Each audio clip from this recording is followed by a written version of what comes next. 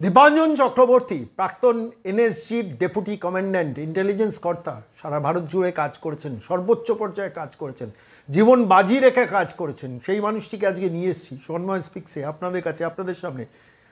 শুধু এই তথ্যটা তুলে ধরার জন্য স্পেশাল ইন্টেন্সিভ রিভিশন যারা বিরোধিতা করছেন তারা আদতে আনসারুল্লাহ বাংলার জামাত কিংবা আইএস তাদের হাত শক্তিশালী করার জন্য তাদের এই লড়াইটা পাশে থাকবেন না স্পেশাল ইন্টেন্সিভ রিভিশনকে সমর্থন করবেন? কেন এই নিবিড় পর্যবেক্ষণ যে ভোটার লিস্টের হচ্ছে সেটা কতটা জরুরি, তার নানান দিক আছে। আমার চাকরি, আমার ব্যবসা, আমার শিল্প, আমার অর্থনীতি, আমার ভবিষ্যৎ প্রজন্মের অর্থনীতি, আমার বাংলার অর্থনীতি, সেটা ধ্বংস করার জন্য বাংলাদেশের নির্দিষ্ট কমিউনিটির লোকজনকে এই রাজ্যের বিভিন্ন জায়গায় বসিয়ে রাখা, তাদের ভোটার লিস্টে রাখা, মৃত মানুষদের ভোটার লিস্টে রাখা, ডুপ্লিকেট লোকদের ভোটার লিস্টে রাখা, মায়ানমারের রোহিঙ্গাদের এ রাজ্যের ভোটার তালিকায় রেখে সন্দেশখালির মতো জায়গাকে বিপর্যস্ত করা, সারা পশ্চিমবঙ্গের বিভিন্ন অঞ্চলে জনবিন্যাস বদলে যাওয়া, যেখানে জনসংখ্যা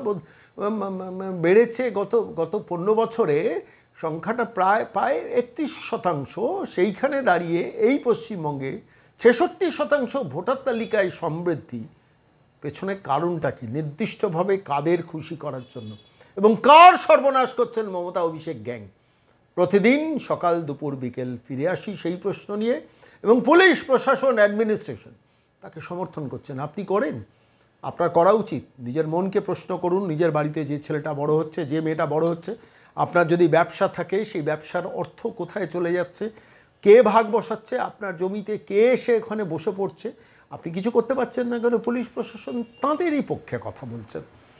আপনি কি স্পেশাল ইন্টেন্সিভ রিভিশনে বিরোধিতা করবেন? এত কিছুর পরও আমি আবারও বলছি, আমার চাকরি আমার ব্যবসা আমার শিল্প আমার অর্থ আমার অর্থনীতি, আমার রাজ্যের অর্থনীতি আমার ভবিষ্যৎ প্রজন্ম, এই বাংলার, এই ভারতের অরিজিনাল নাগরিকদের অধিকারকে সুরক্ষিত করার দায়িত্ব আমাদের ভারতবর্ষ কেন সারা পৃথিবীর সমস্ত হিন্দুর স্বার্থ রক্ষা করার প্রথম তাগিদ আমার।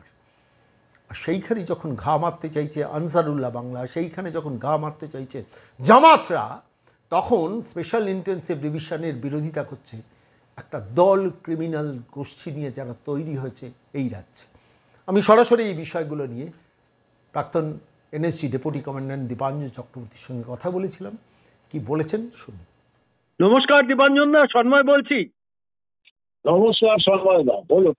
দেখুন, এসআইআর এসেনশিয়াল বারবার মনে হচ্ছে, তার কারণ এসআইআর বিভিন্ন দিকে, যেমন আমার চাকরি, আমার ব্যবসা, আমার কর্মসংস্থান, আমার অর্থনীতি, আমাদের সমাজের অর্থনীতি, সবকিছুকে বহিরাগত একটা শ্রেণীর কমিউনিটি এসে সেটা কবজা করে নিচ্ছে।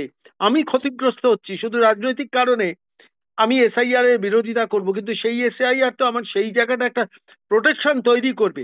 আমি আপনার কাছে এলাম তার কারণ আপনি এনএসজি ডেপুটি কমান্ড্যান্ট ছিলেন, দীর্ঘদিন ইন্টেলিজেন্স সার্ভিসে খুব উচ্চ পদে কাজ করেছেন। আপনার কাছে আমার প্রশ্ন, এই এসআইআর ভারতবর্ষ সুরক্ষাকে, অর্থাৎ ভারতবর্ষের মধ্যে টেরোরিজম ঢুকিয়ে দেওয়ার যে জায়গাটা, সেইটাকে কতটা প্রোটেক্ট করবে বলে আপনার মনে হয়? দেখুন সন্ময়দা, আমি আপনাকে একটা ছোট্ট উদাহরণ দিয়ে শুরু করছি। আপনার মনে আছে যে 4-5 জন টেরোরিস্ট মিলে ভারতবর্ষের পার্লামেন্ট অ্যাটাক করেছিল, আফজাল গুরু, যার পরে ফাঁসি হয়, এবং ওই সন্ত্রাসবাদীরা কিন্তু সংসদের ভেতরে ঢুকতে পারেনি। তাদের আগে নিরাপত্তা রক্ষীরা তাদের 72 হুড়িপড়ির কাছে পাঠিয়ে দিয়েছিল। এরা এখন স্ট্র্যাটেজি বদলেছে। এই যে জনবিন্যাস নিয়ে আমরা চিৎকার করছি, এই জনবিন্যাসের কারণে এরা কি করছে, সুপরিকল্পিতভাবে ফেক ভোটার, ভুয়ো ভোটার, বাংলাদেশি, রোহিঙ্গা, তাদের দিয়ে এরা জনবিন্যাস বদলাচ্ছে। তাদের আধার কার্ড ফেক তৈরি করা হচ্ছে, বার্থ সার্টিফিকেট ফেক করা হচ্ছে, তার ভিত্তিতে রেশন কার্ড ফেক, তার ভিত্তিতে আধার কার্ড এবং ভোটার কার্ড। তাতে কি হচ্ছে, এরা নির্দিষ্ট কিছু কিছু এলাকাকে ঘিরে ফেলছে, যেটা আমরা বলি জমি জেহাদ। এবং সেখানে এই ভবিষ্যতে ওরা দেখেছে যে AK-47 নিয়ে আমরা সংসদে পৌঁছাতে পারবো না, বিধানসভায় পৌঁছাতে পারবো না, আমাদের নিরাপত্তা রক্ষীরা আমাদের শেষ করে দেবে, ভারতের নিরাপত্তা রক্ষীরা। আমরা এখন সাদা কুর্তা পাজামা অথবা নীল পাড় সাদা শাড়ি পরে আমরা বিধানসভায় যাব আর সংসদে যাব, এবং তার জন্য আমাদের ভারতের গণতান্ত্রিক ব্যবস্থাটাকে ব্যবহার করতে হবে। এবং যেটা কিন্তু আজকের বাংলায় যে শাসক দল তারা এক্স্যাক্টলি ওটাকে ব্যবহার করাচ্ছে, যে আমি টেরোরিস্টকে সংসদে হাতে AK-47 নিয়ে পাঠাতে পারবো না, কিন্তু তারা যদি সংসদে পৌঁছায় ওই মহুয়া টহুয়া খেয়ে, তখন তারা কিন্তু সাংসদ হিসেবে ঢুকছে। বাংলার মানুষকে ভাবতে হবে যে জনবিন্যাস বদলের জন্য আপনি কোনো সাংসদকে আপনার ভোট দিয়ে আপনি সংসদে পাঠাবেন সন্ত্রাসবাদীদের। আপনার মনে আছে সেই সিমির একজন ছিল যার বিরুদ্ধে আইবির স্পষ্ট নির্দেশ ছিল, ইমরান, যে সিমির একটা কন্ট্রাব্যান্ড নিষিদ্ধ সংগঠনের নেতা, একে পাঠাবেন না। তা সত্ত্বেও কিন্তু বাংলার মুখ্যমন্ত্রী তাকে সাংসদ হিসাবে পাঠিয়েছিলেন, সিমির ফাউন্ডার নেতা। এখন এরা দলে দলে এই জিনিসটা করার চেষ্টা করবে। যদি FIR না হয়, যদি ফেক ভোটার ধরতে না পারে, তাহলে কিন্তু ভারতবর্ষের দেখুন দুটো আমাদের সব থেকে গুরুত্বপূর্ণ, গণতন্ত্র আর রাষ্ট্রীয় সুরক্ষা, এই দুটোই বিপন্ন হবে। গণতন্ত্র বিপন্ন হবে কারণ এই সন্ত্রাসবাদী রোহিঙ্গারা, ভুয়ো ভোটাররা, বাংলাদেশের ভুয়ো ভোটাররা তারা নির্বাচনে জিতবে এবং আপনার বিধায়ক হবে একজন সন্ত্রাসবাদী। এবং সন্ত্রাসবাদীদের ভোটে যখন নির্বাচিত হবে তখন সে ভারত বিরোধী কাজ করার জন্য সে বাধ্য। আজকে আপনি দেখছেন ভাইপো পিসিদের অবস্থা, কারণ এরা সন্ত্রাসবাদীদের প্রতি দায়বদ্ধ, সেখানে টিকি বিক্রি হয়ে গিয়েছে। তার জন্য FIR নিয়ে না প্রাণপাত করছে, কারণ তাদের মুখ দিয়ে এখন ওই ভাষাগুলো বেরোবে, যার জন্য ভাইপো ওই ফচকে ছোড়াটা সে বলছে ভারতবর্ষের মুখ্য নির্বাচন কমিশনারকে মাটির গর্ত খুঁড়ে বার করে আনবে। একটা ফচকে ছোড়া, একটা মানে 2 নম্বরই জালি MBA ডিগ্রির লোক, সে যদি এই সমস্ত বলে সেটা কেন বলছে?